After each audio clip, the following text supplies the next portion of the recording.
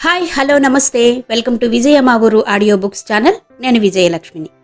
Friends, నవల స్రవంతిలో భాగంగా 8వ అడుగు నవల ఆడియోగా వినిపిస్తున్నాను కదా. మరి ప్రముఖ రచయిత్రి అంగులూరి అంజనాదేవి గారు రచించిన 8వ అడుగు ఆడియో నవల మీకు ఈరోజు 8వ భాగం వినిపించబోతున్నాను. మరి ఆలస్యం చేయకుండా కథలోకి వెళ్ళిపోదామా? కారును అవలీలగా నడుపుతోంది చేతన. ఈ కార్ను అన్నయ్య నాకు గిఫ్ట్గా కొనిచ్చారు. ఎందుకో తెలుసా? నేను డ్రగ్ ఇన్స్పెక్టర్ అయినందుకు అంది చేతన. స్నేహితకి చేతన చాలా కొత్తగా, నిండుగా, గంభీరంగా, గుంభనంగా, కత్తి చివరన తలుక్కున మెరిసే మొనలా కనిపిస్తోంది. ఇంకో కోణంలో చూస్తే కష్టపడి అంచెలంచెలుగా ఎదిగి కూడా ఒదిగి ఉండడంలో మంచి నేర్పరితనం ప్రదర్శిస్తున్నట్టు అర్థమవుతోంది. ఆదిత్యకి చేతనకి చాలా దగ్గర పోలికలున్నాయి. ఎంతైనా ఒక తల్లి పిల్లలు కదా. చేతన అవసరాన్ని బట్టి స్టీరింగ్ తిప్పుతూ రోడ్డు వైపు చూస్తోంది. స్నేహిత, ప్రభాత్ను చూడక చాలా రోజులైంది. ఈ జాబ్లో చేరాక నేను బిజీ కావడమే కారణం. ఫోన్లో మాట్లాడుకోవడమే. ఒక రకంగా ఇద్దరం బిజీ అనే చెప్పాలి అంది. కొన్ని రకాల పనుల బిజీ మనుషుల్ని మణిదీపాలై నిలబెడతాయి, కరదీపికలై భాసిల్లేలా చేస్తాయి. కొన్ని లక్ష్యాలు పెట్టుకుని ఆ లక్ష్యాల కోసం ప్రయత్నించి సాధించిన వాళ్లలో ప్రభాత్, చేతన ఉన్నారు. అందుకే అభినందనగా చూసింది స్నేహిత. స్నేహిత, నువ్వు మరీ అంత డల్గా ఉండాల్సిన అవసరం లేదు. సమస్యలు నాకు లేవా? నిద్ర లేచినప్పటి నుండి మళ్లీ నిద్రపోయేంత వరకు నా విధి నిర్వహణలో నేను తిరిగే జనారణ్యాన్ని నువ్వు చూస్తే నిజంగా నీకు కళ్ళు తిరుగుతాయి. మా డ్రగ్ ఇన్స్పెక్టర్స్ కూడా డాక్టర్స్ లాగే 24 గంటలు సేవ చెయ్యాలి. మా సేవ ప్రజలకి అంత అవసరం. ఎక్కడ ఏ మందుల షాపులో ఏం జరిగినా వెంటనే అటెండ్ కావాలి.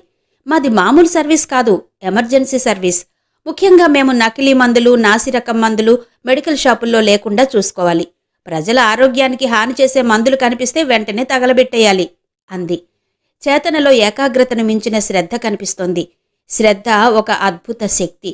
అది ఎక్కడ వ్యాపిస్తే అక్కడ చైతన్యం ఉంటుంది. చేతన చైతన్యానికే చైతన్యంలా డేరింగ్, డాషింగ్, డైనమిక్గా అనిపిస్తోంది. అయినా నువ్వు చెప్పే ఈ పనులను ఆడవాళ్లం చేయగలమా చేతన? అసలు నువ్వు ఈ జాబ్ చేస్తున్నావంటేనే నాకు ఆశ్చర్యంగా ఉంది అంది స్నేహిత. ఎందుకు చెయ్యలేం స్నేహ? ఇప్పుడు అన్ని చోట్ల ఆత్మస్థైర్యం ఉన్న ఆడవాళ్లే ఎక్కువగా ఉన్నారు. ఆధారపడి బ్రతకడమే కాదు, ఆధారం ఇవ్వగలమని నిరూపించుకుంటున్నారు. లోకమెరుగని వాళ్లు కూడా లోకాలు మెచ్చే మేధావులవుతున్నారు. ఉరుములకు బెదిరిన రోజులను మరిచి ఉద్యమాలు నడిపే ఉప్పెనలవుతున్నారు. ఇదంతా మన ఆడవాళ్లు కొందరిలో వచ్చిన మార్పు. కానీ ఈ మార్పు వెనుక మౌనంగా కురిసిన కన్నీటి తడి తప్పకుండా ఉంటుంది. తుడిచేవాళ్లు లేని నిస్సహాయత ఉంటుంది. అయినా ముందుకు వెళ్లడమే కావాలి అంది చేతన. చేతన చెప్పిన వాళ్లలో ఒక్కరిలా అయినా నేను కాగలనా? పెళ్ళయ్యాక కన్నీరు కార్చడం తప్ప నాకింకేమైనా తెలిసిందా? కనీసం నాకో వ్యక్తిత్వం ఉందని, అస్తిత్వం ఉందని? లేదు.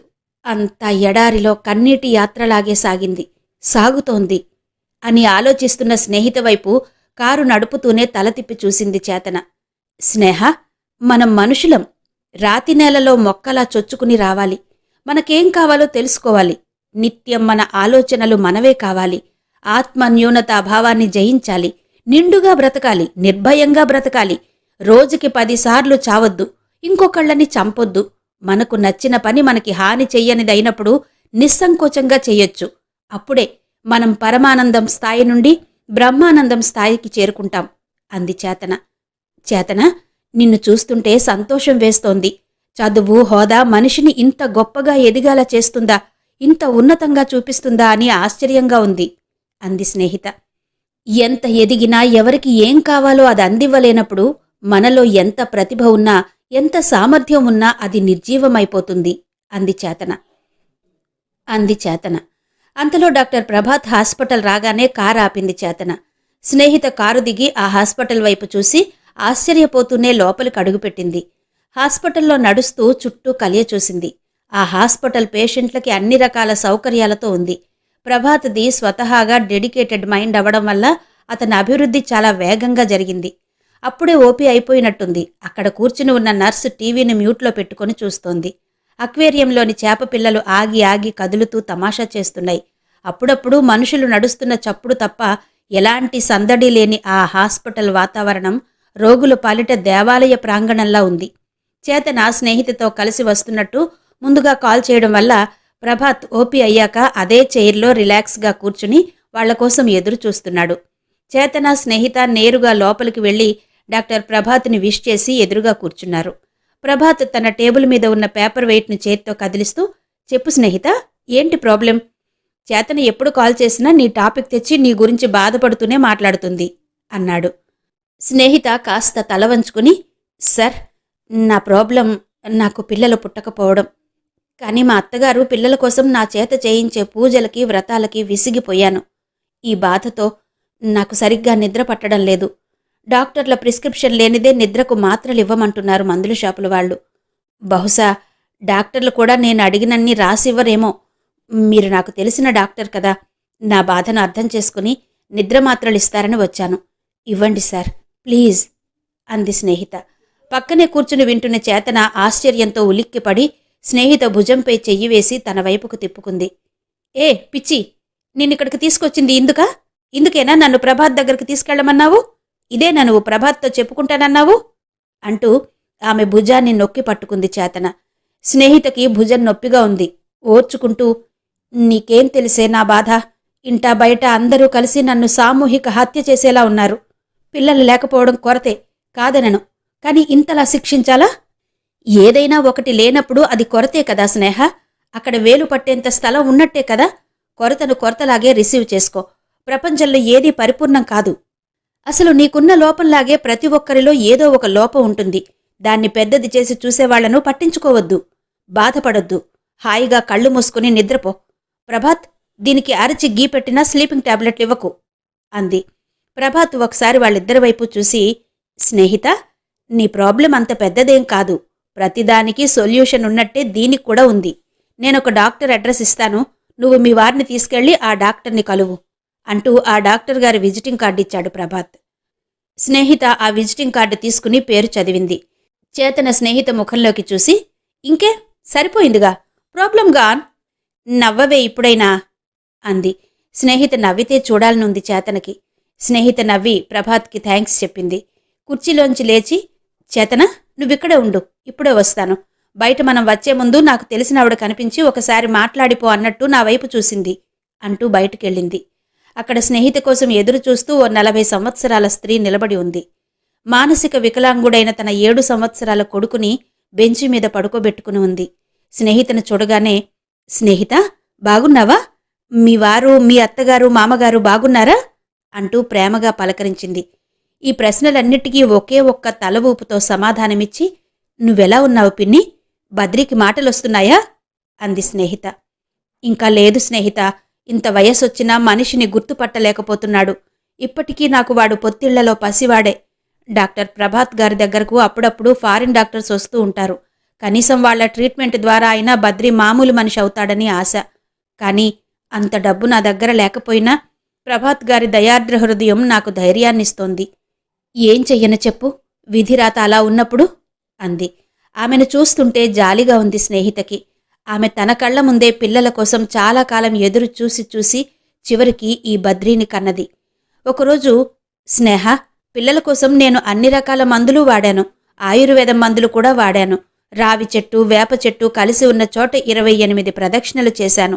ఎందుకంటే రావి చెట్టు పురుష అంశం, అయితే వేప చెట్టు స్త్రీ అంశం కావడం వల్ల వాటి చుట్టూ తిరిగినప్పుడు మన శరీరం వాటి నుంచి ఆమ్లజనితమును గ్రహిస్తుందని ఎవరో చెప్పగా విన్నాను.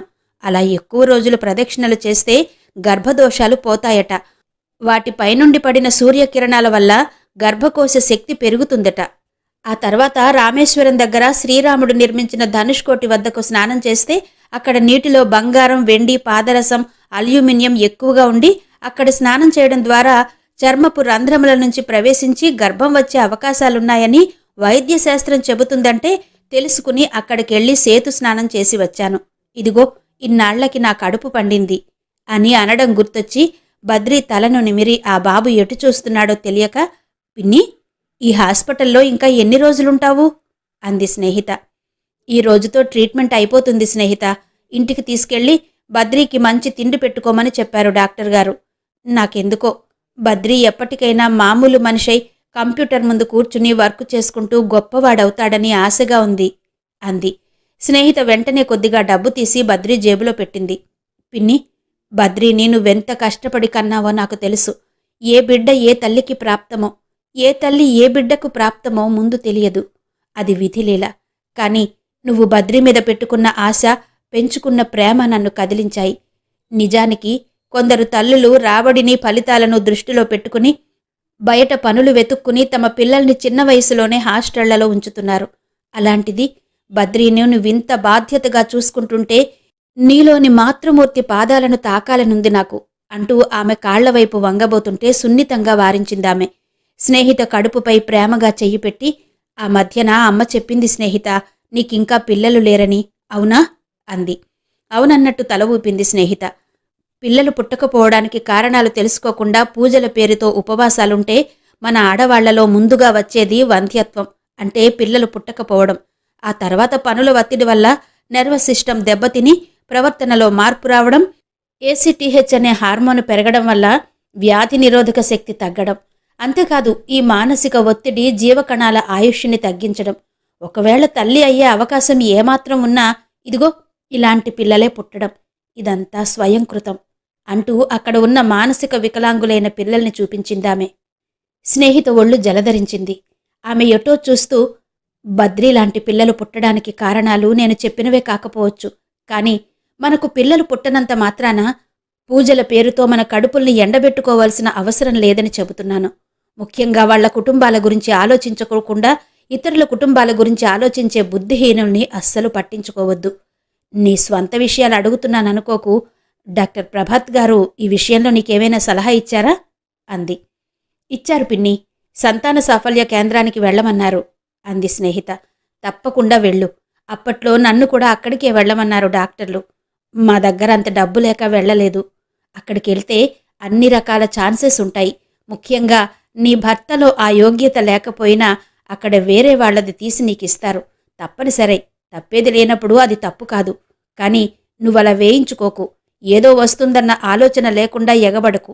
నీకు నచ్చిన డోనర్ని సెలెక్ట్ చేసుకో. విత్తనాన్ని బట్టే చెట్టు అంది గొంతులో సౌండ్ తగ్గినా గట్టిగా వత్తి పలుకుతూ.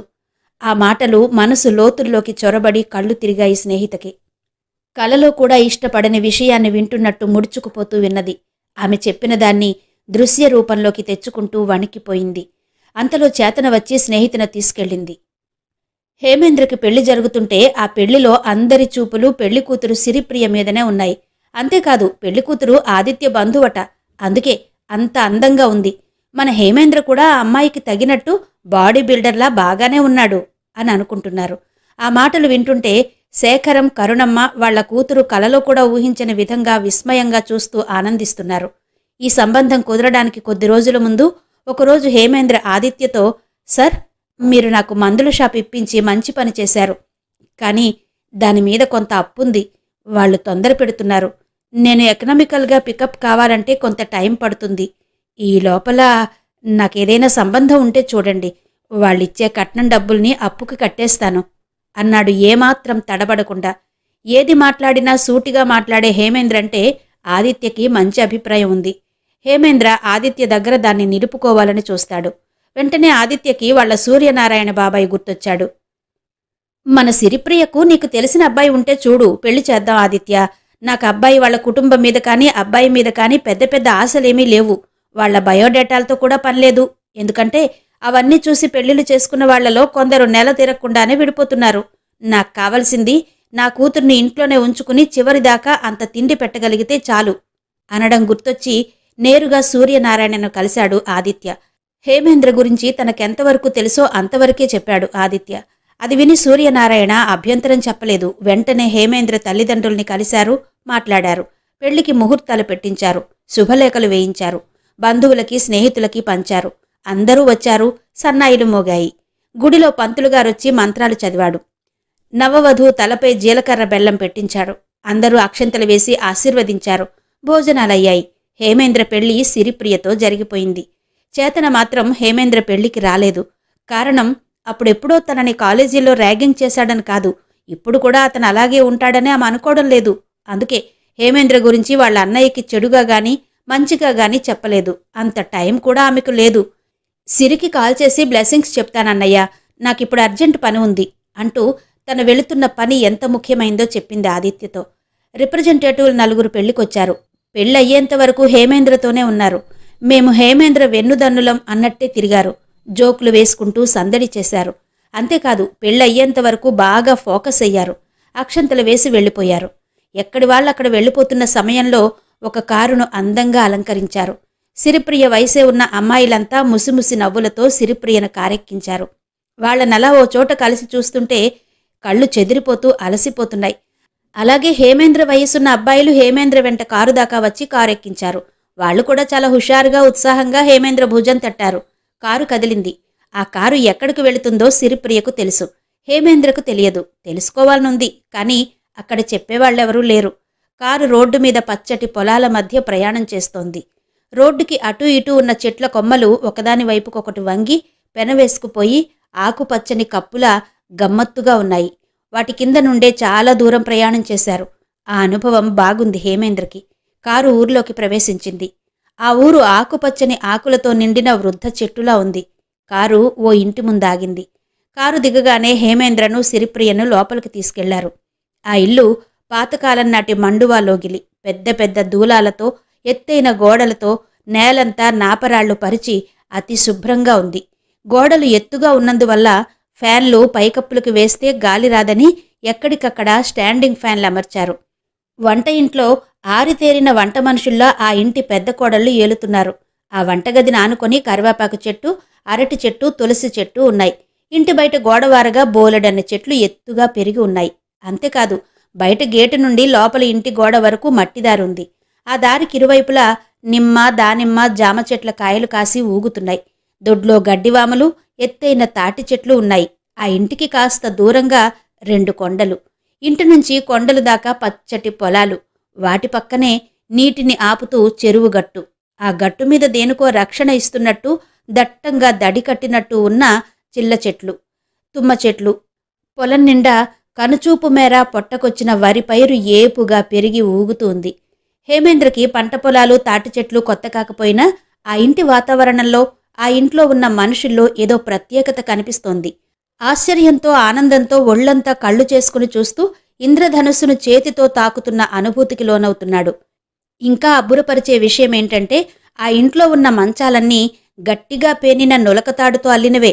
అందులో బలంగా ఉన్న ఒక నులక మంచంపై తెల్లటి దుప్పటి పరిచి చుట్టూ తెలుగు సంస్కృతిని చుట్టినట్టు పూలతో అలంకరించారు. హేమేంద్రను, సిరిప్రియను ఆ మంచంపై కూర్చోబెట్టారు. పండు ముత్తైదువలు ఒకరి వెంట ఒకరు మెల్లగా ఆ గదిలోకొచ్చారు. సిరిప్రియ చేత ఒక స్వీటు, తాంబూలం తీసుకుని కాళ్లకు దండం పెట్టించుకుని వెళ్తున్నారు.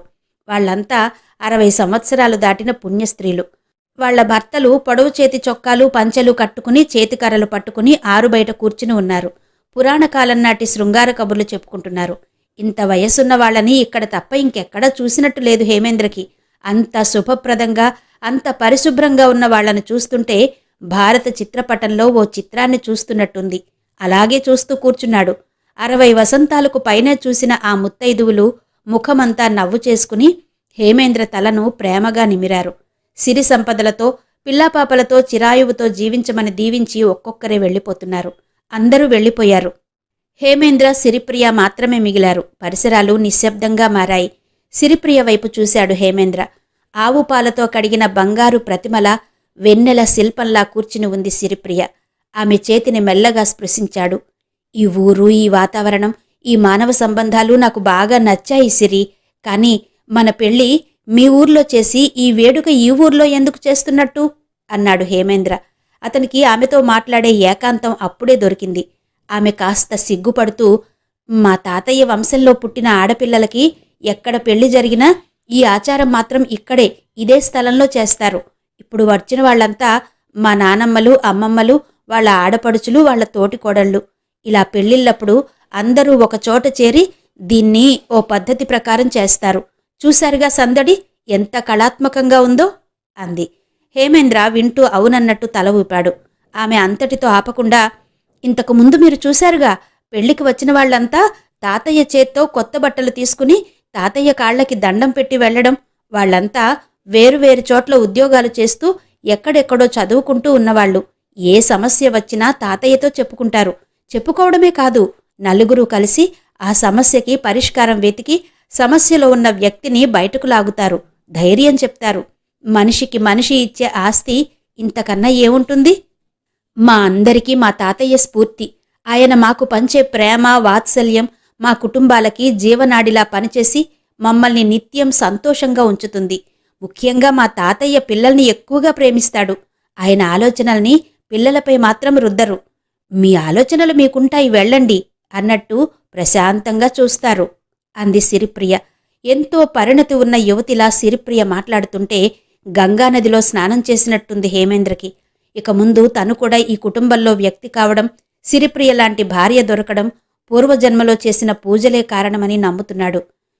మరి నువ్వు ఇంతమంది పెద్దవాళ్ల మధ్యన పెరిగావు కదా, వాళ్ల ద్వారా నువ్వేం తెలుసుకున్నావు అన్నాడు. జీవితంలో ఎప్పుడూ నిరాశ చెందకూడదని, మన జీవితాన్ని ప్రశాంతంగా సంతోషంగా గడిపే అవకాశం మన చేతుల్లోనే ఉంటుందని, మన అడుగులు ముళ్లదారిలో పడ్డా పూలదారిలో పడ్డా దానికి మూలం మన ఆలోచనలేనని, ఏది ఎలా జరుగుతుందో చూద్దాం అన్నట్టు మొండిగా అడుగు వెయ్యాలి కానీ సమస్యను చూసి బెదిరిపోకూడదని, ఎదుటివాళ్ల ఆలోచనలకు అభిప్రాయాలకు ప్రాముఖ్యత ఇవ్వాలి కానీ మన ఆలోచనలు అభిప్రాయాలు అంతకన్నా విలువైనవని, ముఖ్యంగా జీవితాన్ని ప్రేమించాలని, దాన్ని మంచి పనులకు ఉపయోగించాలని, అలా చేస్తే ఆత్మసంతృప్తి వస్తుందని, దానివల్ల చుట్టూ ఉన్న మనుషులు హాయిగా ఉంటారని తెలుసుకున్నాను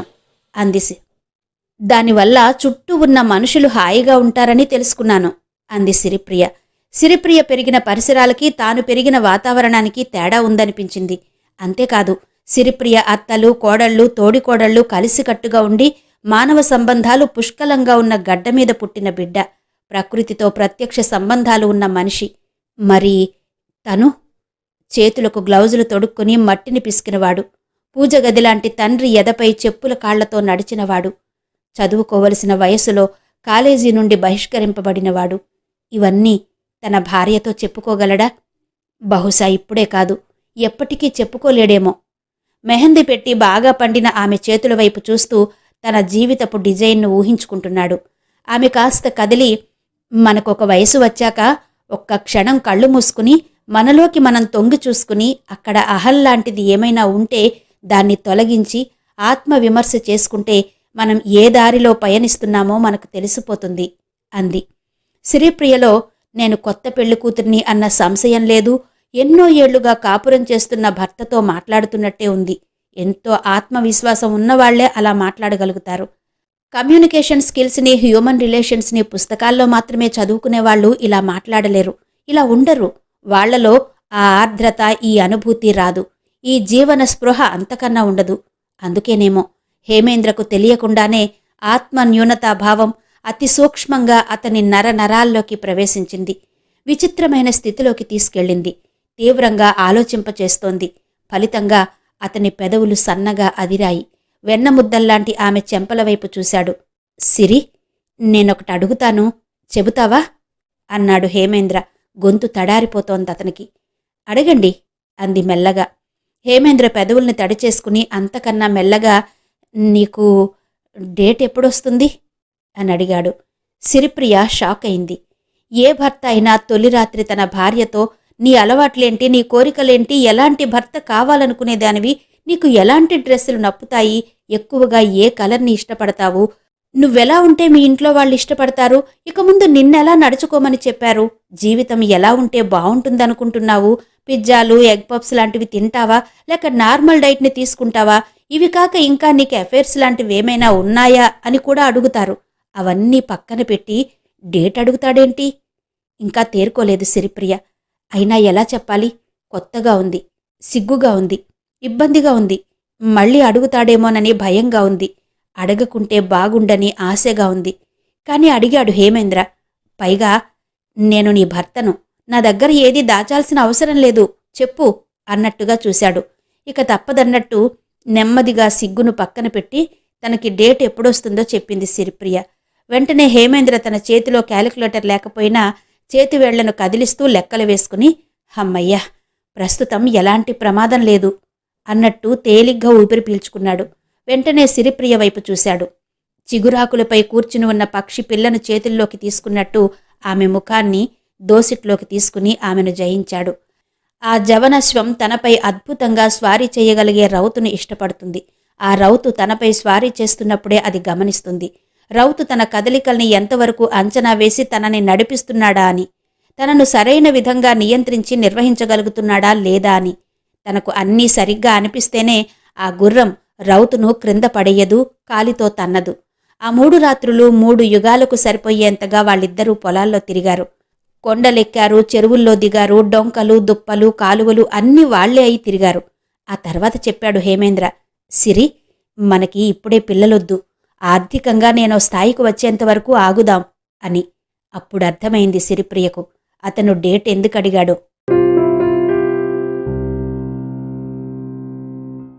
ఇంతవరకు 8వ అడుగు ప్రముఖ రచయిత్రి అంగులూరి అంజనీదేవి గారి నవల ఆడియోగా 8వ భాగం వినిపించాను కదా. ఇక మిగిలిన కథ తరువాతి భాగాల్లో వినిపిస్తాను. అంతవరకు సెలవా మరి. నమస్తే.